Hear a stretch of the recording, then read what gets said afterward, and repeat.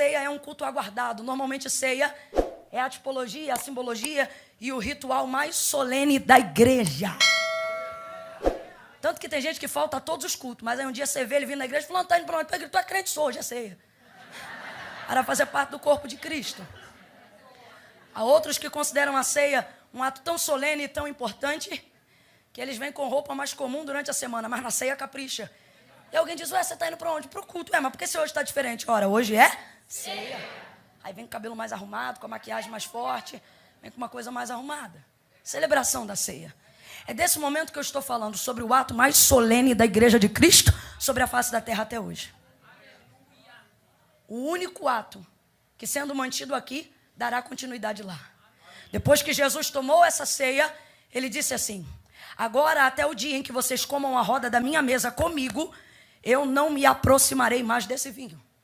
Até que então todos vocês possam tomar comigo naquele grande dia. Você achou essa ceia boa aqui? Imagine uma ceia, gente. Aonde Jesus está celebrando, aonde Jesus está pregando, aonde Jesus está cantando, aonde Jesus está servindo. Você diz, mano, que ceia boa. E Jesus está dizendo, calma, eu estou preparando uma ainda muito melhor. Abraão vai estar lá, Isaac vai estar lá, Pedro vai estar lá, você estará lá também. Eu vou estar lá. Jesus amado, como é que numa ceia dessa... O texto diz que ele começa a dizer que vai se ausentar e determina as instruções finais. Termina a ceia, quando ele dá as instruções finais e os discípulos percebem que o mestre não estará mais fisicamente entre eles como outrora. O texto diz assim, e de repente formou-se forte discussão entre eles. Meu Jesus amado, a gente se pergunta, mas depois da ceia? Mal engoliu o cálice e o pau já está quebrando. Veja, eu não estou forçando. O texto diz, forte discussão entre eles. O que é isso? Alguém ficou vermelho, alguém exaltou a voz, a veia do pescoço de alguém subiu. Forte discussão. Entre eles, porque ninguém briga sozinho. De modo que Jesus teve que entrar para intervir. E qual era a discussão? A discussão era entre eles quem seria o maior. Que discussão leviana, por dois motivos. Primeiro, porque o maior ainda não havia se ausentado. Quando uma cadeira de liderança é desocupada, antes de saber quem vai ocupar, primeiro você chora a ausência de quem saiu. Camila, mas o mundo diz rei morto, rei posto. Exatamente, o mundo, vós sois o corpo de Cristo. Segunda coisa, é uma grosseria sem tamanho, Jesus ainda está ali. Como é que alguém ousa discutir quem será o maior no meio deles? Aí Jesus entra para acabar com a discussão e diz assim, olha, estando entre vós, ainda estava, mas teve que se comportar assim para fazer eles entenderem. Estando entre vós, quem era o maior? Ora, Senhor, tu és o maior. Pois então, estando entre vós, sua autoridade máxima. Estou parafraseando o texto para a gente entender rápido. Estando entre vós e sendo a autoridade máxima, eu vos servi ou fui servido de vós? Eles estão lembrando do ritual da purificação, a lavagem dos pés, que acabara de acontecer 2 episódios antes da celebração da ceia. E aí eles dizem, ora Senhor, tu nos serviu. Quem foi que colocou a toalha na cintura? Quem foi que encheu de água a bacia? Quem se colocou na posição do servo e do escravo da casa para receber os seus conservos? Jesus. Então eles disseram, ora Senhor, tu nos serviu. E ele disse, pois então, se estando entre vós e sendo maior eu vos servi, entendam que no meu reino maior é o que serve do que aquele que é servido. O que Jesus está falando declaradamente, gente? Ele está dizendo, não há problema em você querer ser o maior. Não. É legítimo querer ocupar um cargo. A palavra do Senhor é clara e o apóstolo Paulo deixou muito claro. Aquele que deseja o episcopato, aquele que deseja o presbitério, aquele que deseja a liderança, aquele que deseja uma figura de proeminência eclesiástica, excelente coisa deseja. Então Jesus está dizendo, não é problema ser proeminente, não é problema ser líder, não é problema ser uma influência. O problema é vocês quererem ocupar esse lugar com a motivação errada. Jesus está dizendo, no meu reino, quem briga por cadeira não senta nela. Por quê? Porque não tem tempo para sentar, está servindo, está trabalhando. Ele está dizendo, no meu reino, maior é o que serve do que aquele que é servido. Jesus está dizendo, ei, no meu reino não tem briga para saber quem é o melhor. No meu reino não tem competição. No meu reino, Aquele que é grande está ocupado. Aquele que é grande está trabalhando. Deu uma taca neles, porque ele era a autoridade do que ele falava. A discussão acabou. E tendo acabado a discussão, poderia também ter acabado com a cúpula da igreja primitiva, mas não. E é isso aqui que Jesus me confronta. Porque, meu Deus do céu, 3 anos e meio de curso. Quanto tempo? 3 anos e meio. É quase uma faculdade, é para sair formado, sim ou não? Sim ou não? Comendo com ele, andando com ele. Intensivo. Não são 2, 3, 4 ou 6 horas. Todo dia, de manhã, de tarde e de noite. Jesus só se ausentava deles por um pouco de tempo para orar, mas dormiam todos juntos, na mesma região, caminhavam 3 anos e meio. E não é 3 anos e meio de teoria, 3 anos e meio de prática. Já entra no intensivão. Eram para ter aprendido, eram para ter melhorado. Eram para estar, ok, prontos para viverem um momento da ausência do corpo de Cristo entre eles. Mas olha como é que eles estão. Mal cearam e o pau já está quebrando. Você diz, Camila, como é que alguém briga depois da ceia? Do mesmo jeito que você ceia e vai para casa e quebra o pau logo que chega. Do mesmo jeito. Não estão prontos, não estão preparados. Mas Jesus havia investido 3 anos e meio diariamente para que eles se preparassem para este momento e para a continuidade de todos os momentos que se dariam sem a figura presente do Filho do Deus vivo. Jesus para com aquela discussão na hora e vira para eles e diz: vós sois os que tendes permanecido comigo nas minhas tentações. Sabe o que Jesus está dizendo? Vou falar rasgado a grosso modo e todo mundo vai entender. Jesus está dizendo, vocês são os vacilão, mas são os que estão caminhando comigo. Sabe o que Jesus está dizendo? Pedro, tu não é gente, mas é meu amigo. Sabe o que Jesus está dizendo? Está dizendo, vocês são tímidos. Teve uma vez que Jesus vai ficar tão irado com eles, no episódio do barco, que ele vai dizer assim, geração incrédula, até quando vocês me terão com vocês? Jesus se irava com eles, Jesus brigava com eles, Jesus os admoestava, Jesus os confrontava, mas eles não iam embora. Jesus está dizendo, vocês apanham, vocês vacilam, reconciliam, vocês quebram, se consertam, pecam, mas pedem perdão. E no final o que eu estou observando é que a despeito de como vocês caminham, vocês continuam querendo caminhar comigo, andando comigo, comendo comigo, vivendo comigo. Por causa disso, vós sois os que tendes permanecido comigo nas minhas tribulações. Por causa disto. Por causa do quê? Da vossa perfeição? Não, da vossa perseverança. Irmãos, a gente não é vitorioso quando vence. A gente é vitorioso quando não desiste. Deus não te avalia pela quantidade de troféus que você tem para dizer eu venci. Deus te avalia pela quantidade de vezes que, a despeito das perdas, você levanta todos os dias de manhã e diz, vou tentar de novo. Paulo vai terminar sua carreira ministerial. E uma palavra que pontua o fim dessa carreira para nós é: combati o bom combate, encerrei a carreira e guardei a fé. Estou falando do apóstolo Paulo. O apóstolo Paulo é uma das únicas pessoas na história do mundo antigo que poderia terminar a carreira dizendo, eu venci. Poderia. Mas não faz isso. Ele termina dizendo, eu combati. Ele está dizendo, vitorioso não é quem diz venci. Vitorioso é quem não para de lutar. Tem gente aqui achando que não foi chamado para ser crente porque hoje está na igreja e amanhã cai. Era o meu caso também. Quarta-feira eu estava no culto de doutrina e sábado eu estava no baile funk.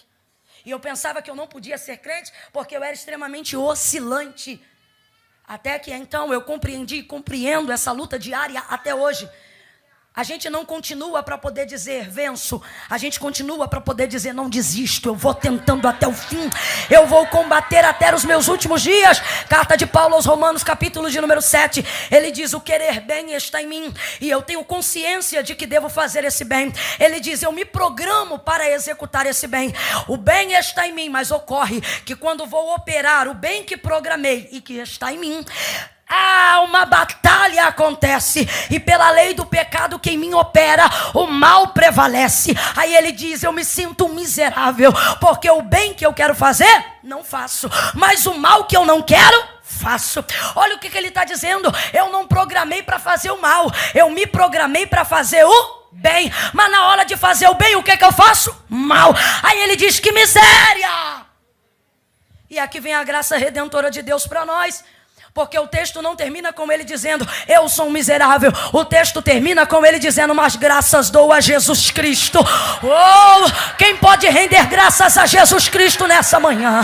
Mas graças dou a Jesus. Renda graças nesta manhã. Graças dou a Jesus Cristo, nosso Senhor e Salvador em comum. Ele está dizendo: sou salvo pela graça de Jesus Cristo. E isso é o que dá força a ele para continuar. Pisar no sangue pecando? Não. Continuar lutando para ser santo, para validar o sangue que já foi derramado na cruz. Andaram com Jesus há tanto tempo. Não aprenderam tudo. Mas Jesus está dizendo: são vocês que permaneceram comigo. Gente, se Jesus escolhe gente como esses discípulos e confia o reino a eles, quem a gente pensa que é para dizer fulano sim, Beltrano não? Se Jesus, santo, puro e perfeito, diz para o João: vem bipolar, pode vir. Diz para o Pedro: vem sanguíneo da confusão, vem. Se ele chama Judas de amigo, quem você pensa que é? Para dizer: trabalho com fulano, não trabalho com fulano. Reino de Deus não é afinidade pessoal, é aceitação. Vou falar de novo. Reino de Deus não é afinidade pessoal, é aceitação. Pega na mão de alguém aí agora e diga para essa pessoa: recebe Jesus? Pergunte: recebeu Jesus? Pergunta para essa pessoa: ama Jesus? Diga para essa pessoa: gosta dele? Olha para ela com um sorriso na boca e diz: tem que gostar de mim, tem que me receber, tem que me aceitar. E nisso ele saberá que é amado por você. Quando você me amar, quando você me receber, quando você me aceitar. O reino é vosso. Levante a mão direita comigo e diga: o reino é nosso. Diga: o reino é nosso. Esse reino é nosso, irmão. Não é dos imperfeitos, mas é dos perseverantes. Não é dos perfeitos, mas é dos insistentes. O reino é nosso. O Pai é... Por causa disso, não porque vocês são perfeitos, mas porque vocês são perseverantes. Por causa disso, não porque vocês estejam prontos, mas porque vocês não desistem. Como meu Pai me confiou um reino, eu o confio a vós. Tendo dito isso e acabado com a briga, Jesus está dizendo para o núcleo de algumas famílias e alguns ajuntamentos até eclesiásticos da casa. Jesus está dizendo: eu vou acabar com a briga.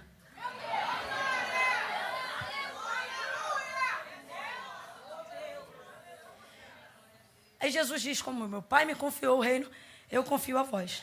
Tendo dito isso e acabado com a briga, vira na hora para Simão e diz assim: Simão, Simão, mano, quando ele chamar teu nome 2 vezes, paralisa. Eu não sei se você foi educado por alguém da década de 80 ou de 90. Educação enérgica, disciplinatória. Naquela época, irmãos, pai não dava uma surra assim, ele anunciava que ia dar. Tinha um preparo.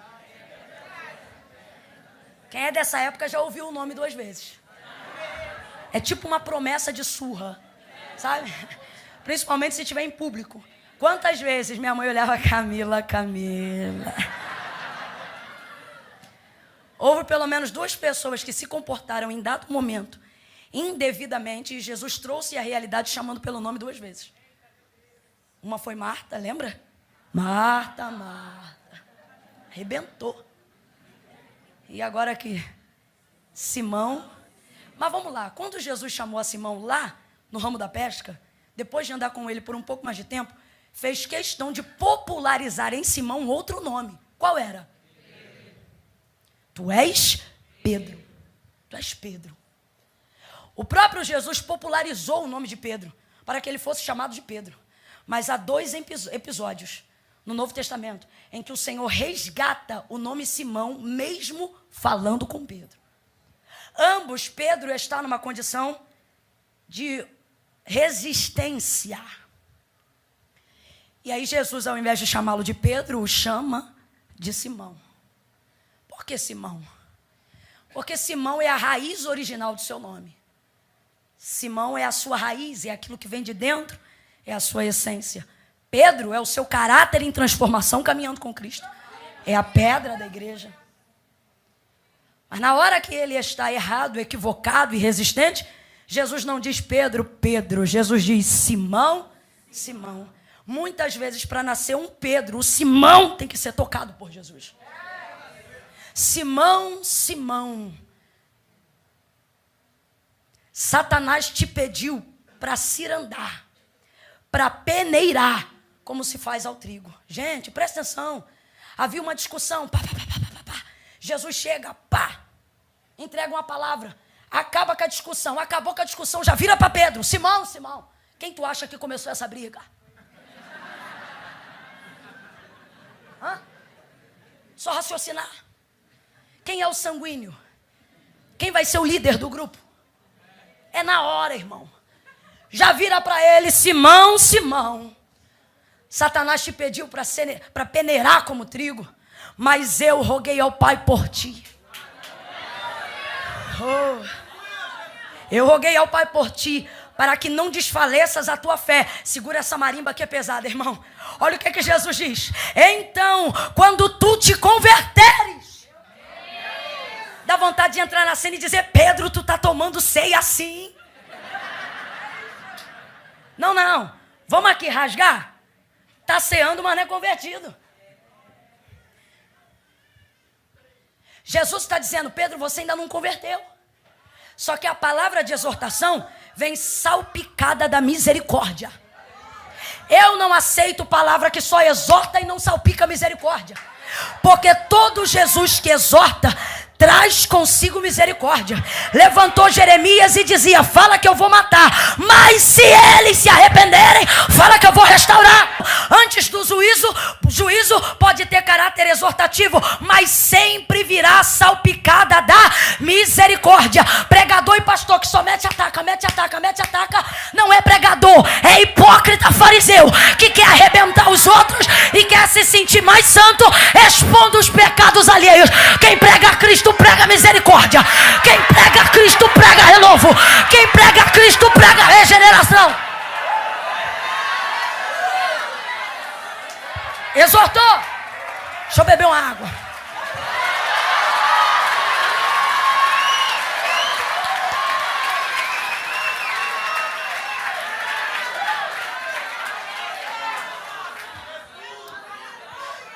Simão, Satanás te pediu. Segunda coisa que você vê, ainda não está pronto, mas já é consagrado. Por que Satanás não chegou peneirando? Não pode. Por que não pode? Não está pronto, mas pertence a Jesus.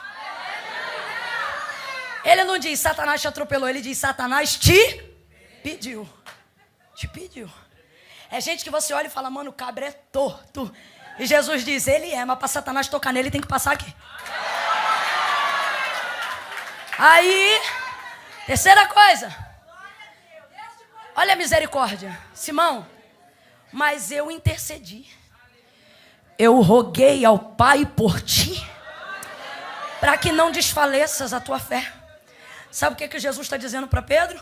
Pedro, você não está pronto para ser tentado agora. Pedro, você não está pronto para ser peneirado agora. E por saber disso, para não perder o investimento que eu tenho feito em você, eu pedi ao Pai que não permitisse. Pai me concedeu isso. Então agora, o que é esse agora? Aproveita o livramento.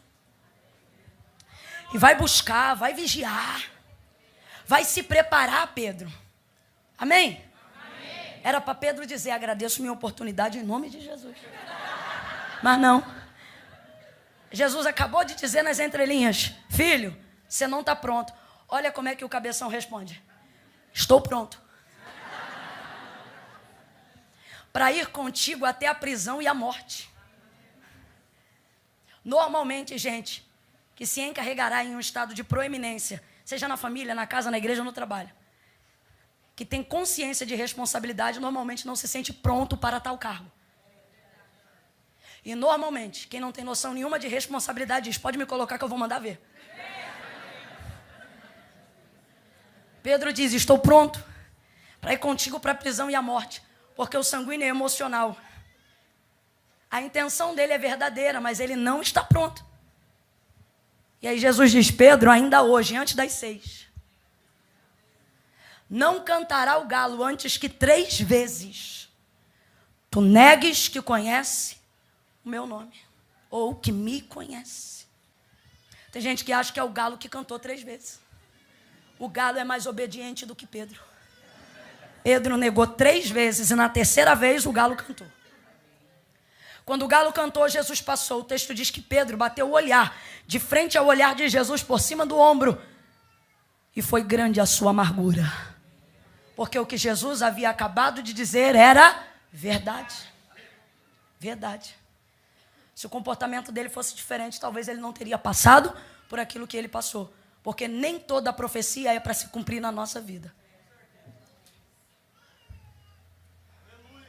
A comparação que Jesus vai usar para Pedro é: Satanás te pediu para peneirar como o trigo.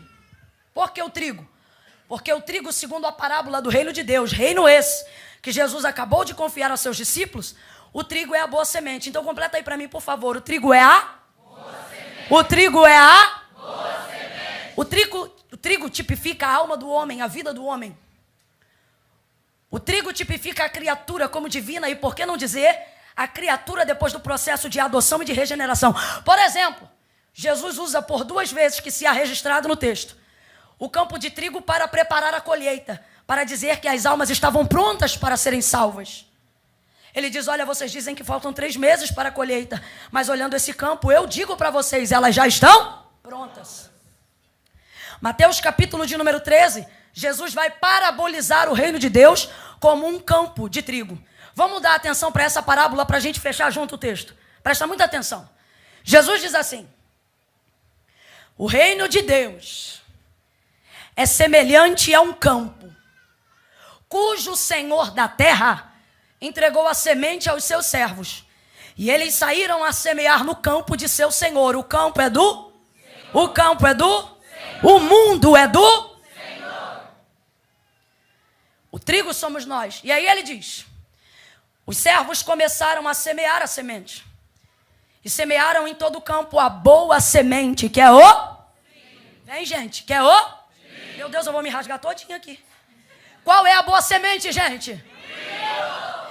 E os servos semearam a boa semente, que é o trigo. Trabalharam durante todo o dia. A noite chegou. E o texto diz que todos eles dormiram. Porque o sono fala da nossa impotência diante de algumas coisas da vida. Pode ser o maior crente do mundo, meu irmão. O sono chega para todos. O texto diz que 5 eram loucas na parábola do reino de Deus sobre as virgens. E 5 eram prudentes. Mas anoiteceu. E quantas dormiram? Todas dormiram. Por quê? Porque o sono chega para todo mundo. Vai ter uma área da vida de impossibilidade, de impotência. Todos dormiram quando chegou a noite. Aí o texto diz, então, enquanto eles dormiam, veio o inimigo. E o inimigo semeou a semente dele. E o texto diz que é o joio. Então o joio é a semente do inimigo. Semeou o joio aonde o trigo havia semeado. Quando acordaram cedo pela manhã, perceberam que junto com o trigo, a semente do inimigo também havia prosperado. Então, aonde nascia trigo, também nascia joio. foram rapidamente até o senhor da casa, bateram em sua porta: Senhor, Senhor. E o Senhor os recebeu. O que foi? Tu não nos deste a boa semente para semear? Sim, eu vos dei o trigo. Pois então nos explique agora como é que o joio está crescendo junto com o trigo. E o Senhor responde: esta semente, quem semeou foi o inimigo, é dele. Senhor, respondem os seus servos, preocupados com a colheita no campo, quer que nós vamos lá agora e arranquemos o joio no meio do trigo? E o Senhor responde, tem um ponto de exclamação em Mateus 13. A resposta é não. Não é não. A resposta é não. Tem um ponto de exclamação. Não. Por quê? Porque há de ser que na tentativa de retirarem o joio, vocês vão trazer junto o trigo. Camila, e o que tem? Vamos supor que eu sou o servo que quer o bem da colheita. Aí eu digo assim: Senhor, fica tranquilo. Porque se na tentativa de arrancar, um exemplo, 1000 feixes de joio, eu perder 10 galhos de trigo, vai ficar tudo bem, não vai? O Senhor continuaria dizendo não. Por que o Senhor diria não, gente? Porque o joio, 1000 feixes de joio são iguais a nada. Palha seca para queimar. Agora, um ramo de trigo, eu falei quantos? Se liga na matemática da agricultura. O trigo é até hoje a semente mais transportada, importada e exportada do mundo. Só perde para a soja, porque pode ser criada ou cultivada de maneira transgênica e acelerada. A semente original mais antiga e comercializada do mundo até hoje ainda é manda 60. Se for bom, enverga. 3 espigas. Então ela pode devolver, como disse Jesus, 30, 60 e até 100 por. Então se eu perco um galho de trigo, ainda que eu arranque 1000 faixas de joio, eu vou estar perdendo mais do que? Porque o joio não vale nada, mas um ramo de trigo vale no mínimo 30. Então o que o Senhor está dizendo? Não mexe lá. 2 coisas que a gente precisa aprender. Primeiro, se Jesus disse não é... Não interessa se é profeta, não interessa se é levita, não interessa se é sacerdote, não interessa se conhece o campo, não interessa se preside a terra. Quando o dono da terra diz não é, não. Ah, Camila, porque eu estou sabendo disso, daquilo, e alguém tem que falar, e quem disse que esse alguém é você? Não é não. Não toque no joio, não mexa no joio. Quando Jesus conta isso na parábola, a impressão que dá para aqueles que são mais severos no julgamento é que ele está aprovando o joio. Quando você não mexe em determinadas áreas que Deus não autoriza, alguém diz que você está cooperando com o mal. Está vendo? Olha lá, está vendo e não faz nada. Olha lá. Olha lá, é um traste igual ao outro. Olha lá, ó. Só que não sabe às vezes, e muitas vezes, que Deus disse, porque não vale mexer num joio se for para arrebentar 30 trigo. Porque 1000 joios não vale nada. Mas uma semente de trigo é capaz de devolver muito mais do que um campo inteiro semeado de joio é capaz de fazer. E tem gente achando que tem que mexer porque trabalha na terra, mas não é dono dela. Deus trouxe alguém hoje aqui para dar essa instrução final. E Ele está dizendo para alguém aqui nessa manhã, a começar por mim: não toque no joio. Senhor, tu está cuidando do joio? Não. É você que tem que aprender a tolerar o joio para priorizar o trigo. O que o Senhor está dizendo a grosso modo é isso aqui, ó. Eu não quero você preocupado com o joio. Meu irmão, tem gente que não dorme cuidando da vida do joio. Tem gente que não adora a Deus para poder ver se é joio que está adorando. Tem gente que passa a madrugada inteira nisso aqui, ó. Deixa eu ver porque que o joio não foi na igreja. Deixa eu ver com quem que estava. Deixa eu ver. Isso aqui é a mulher do joio mesmo? Peraí. Você ocupa o seu tempo preocupando-se com o joio, achando que está prestando um serviço à comunidade. Mas o que você está fazendo é prestando um desserviço à comunidade. Por quê? Porque Deus está dizendo: ei, o tempo que você usa para se preocupar com o joio, você poderia estar usando para se ocupar com o trigo, para cuidar do trigo, para semear o trigo, para zelar pela vida do trigo.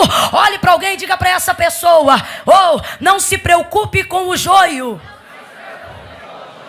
Sacode ela aí, vambora, sacode ela. Soninho está querendo bater. Sacode ela e diz: não se preocupe com o joio. Se ocupe com o trigo. Quer ser útil? Vai trabalhar onde dá resultado. Vai visitar os hospitais, vai visitar os presídios, vai fazer a obra na casa das viúvas, vai atender aos órfãos. O joio é ingrato. O joio não produz nada que seja relevante, mas é um monte de trigo que não me toque. Aí eu não adoro com joio, aí eu não trabalho com joio. E desde quando o joio impediu o crescimento do trigo? Olha pra mim, gente, já estou encerrando. Ó, depois que ela falar isso, ela prega mais 20 minutos, mais 25.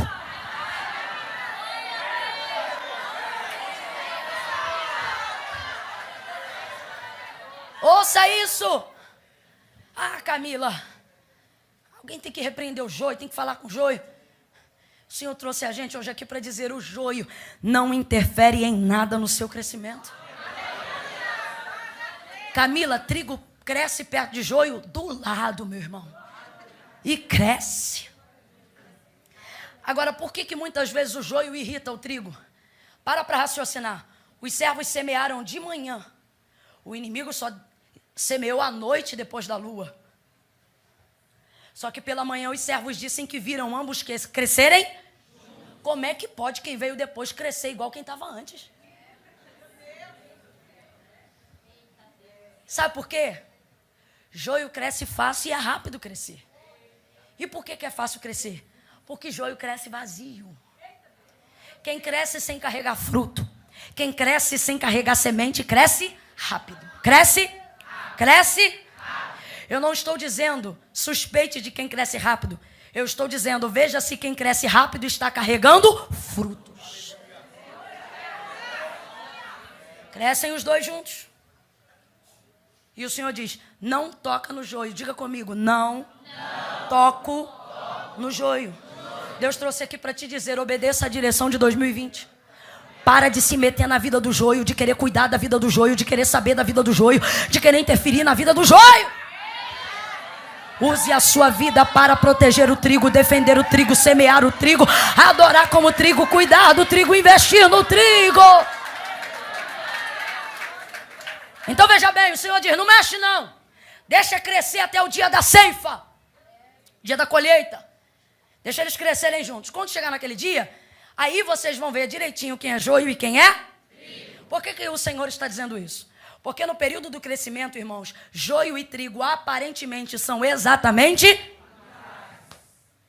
Então o Senhor está dizendo, vocês vão achar que estão arrancando um joio e vão estar arrancando um trigo. Porque eles estão em fase de crescimento. E em fase de crescimento, joio e trigo são exatamente. A semente ainda está sendo formada. No dia da ceifa vai acontecer isso aqui. O trigo amadureceu e o joio também.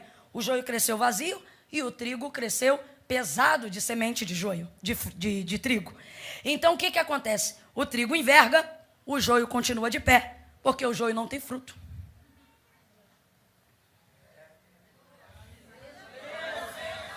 Você já sabe, né? Mas vamos lá.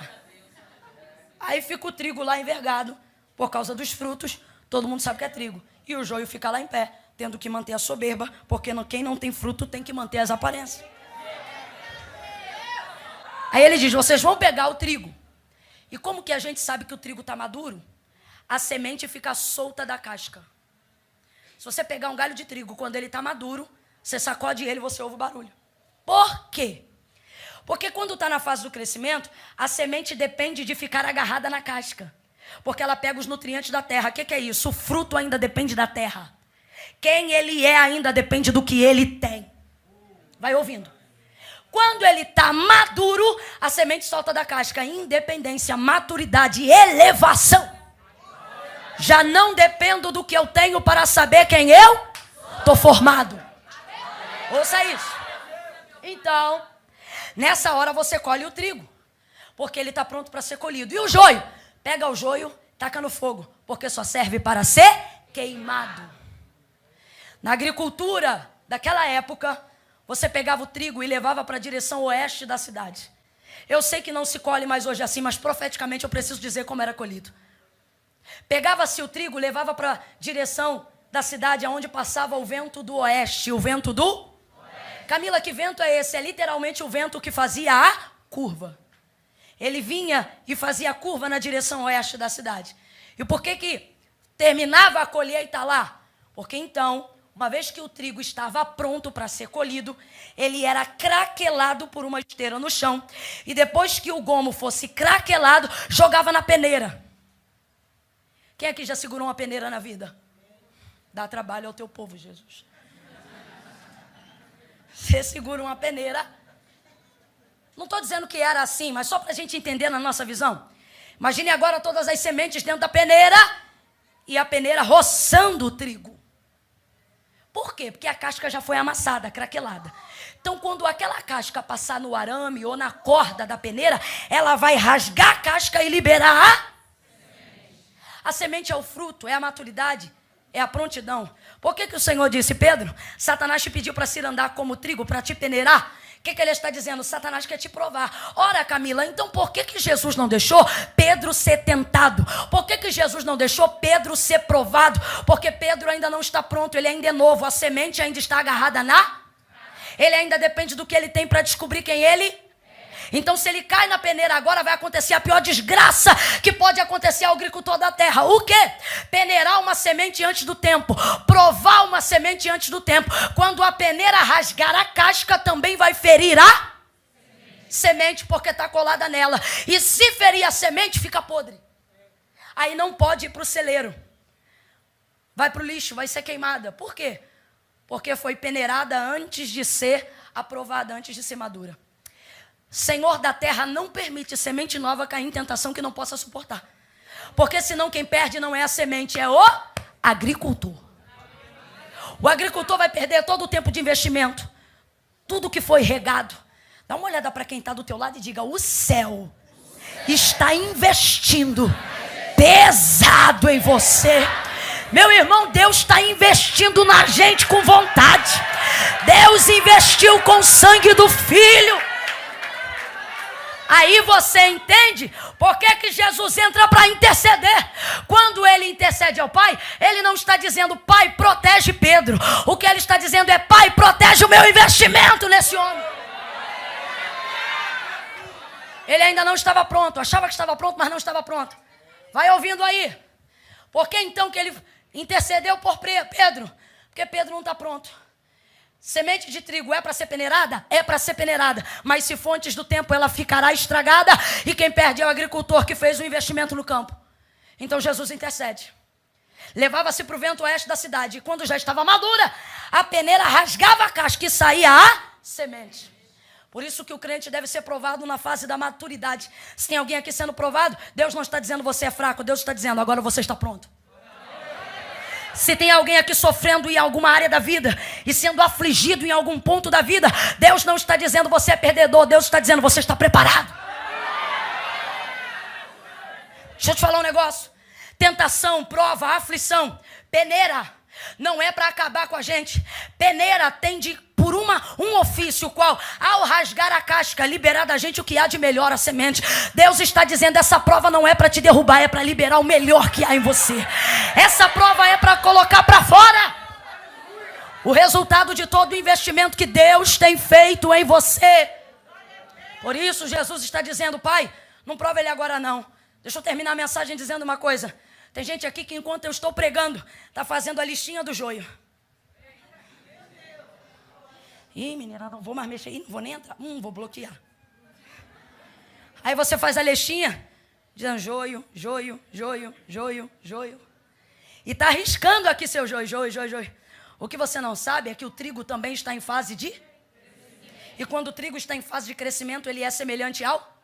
E você está dizendo joio, joio, joio. Se eu te disser hoje aqui, filho, rasga essa lista, sabe por quê? Tem gente que você está dizendo joio, joio, joio. O Senhor está dizendo trigo novo, trigo novo, trigo novo, trigo novo, trigo novo. Oh, levante a sua mão, eu quero profetizar. Esse pai não é joio, é trigo novo. Esse filho não é joio, é trigo novo. Esse marido não é joio, é trigo novo. Levanta a esquerda tão alto quanto levantou a primeira. Quando eu disser 3, você vai impor sobre o ombro do vizinho. Não faz isso com o braço quebrado, não. Você vai abrir o braço e vai estender a mão sobre ele no 3. 1, olhe para mim. 2, quando eu disser 3, você vai dizer: calma, não é joio, é trigo novo. 2, estende a mão sobre ele. 3, fala: calma, não é joio, é trigo novo, é trigo novo, é trigo novo. E trigo novo dá trabalho, mas também dá resultado. Glória! Tem teclado? Faça-me um favor, bote aí uma coisa pesada. Eu quero um tango, um blue, um jazz. Cerimônia de casamento não, vem pesado. Pesado, eu quero uma coisa pesada. Abai, Joe, Gevácia.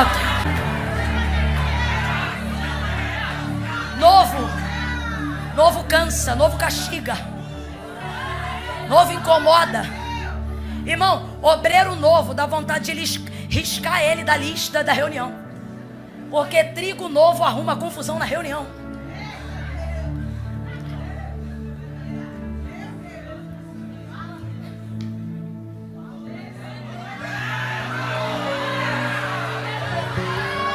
Quando o pastor te bota para trabalhar um trigo maduro do lado de um trigo novo, nossa, te diz: não é possível que isso é crente, não.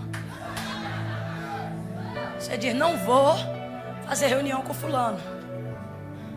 Irmão, é pesado, é pesado. Eu gosto de um negócio pesado. Não tá pesado. Muda a sonoridade. Vai lá, não me castiga não. Tenta achar o que eu tô pedindo. Trigo novo cansa a gente. Trigo novo sabe o dia de culto, a hora do culto. Mas ele diz: você passa lá em casa para me pegar. Você diz: tem que passar lá. Se você não passar, ele não vem. Sabe o caminho da igreja, mas não vem. Aí você diz: só pode ser joio. E o Senhor está dizendo: não é trigo, mas é trigo. É trigo. O Senhor te trouxe hoje aqui para te dizer: não desista de quem você julga joio, por 2 momentos, por 2 situações. Primeira, você não tem autonomia para dizer quem é joio e quem não é. Tem gente que hoje você olha e diz: isso só pode ser joio. E o Senhor está dizendo: e se eu te falar que esse trigo ainda vai ser pastor da igreja? Quem me olhou no dia da minha conversão deve ter olhado e ter dito: meu Deus, é joio. Mas hoje eu vejo o trigo que o Senhor tem me permitido ser. Novo dá trabalho, mas maduro dá resultado. Pedro, trigo novo. Novo nega Cristo 3 vezes. Maduro salva 3.000 almas de uma vez só. Novo, novo, ele foge de medo. Maduro, ele olha para a cruz que ia ser crucificado e desvira de cabeça para baixo. Porque eu não sou digno de morrer a mesma morte do meu Senhor. Eu gostaria de pedir todo o ministério de louvor que viesse aqui em cima agora, lá tocando. Gostaria de pedir que o batera manifestasse a baqueta. Isso. Oh, glória.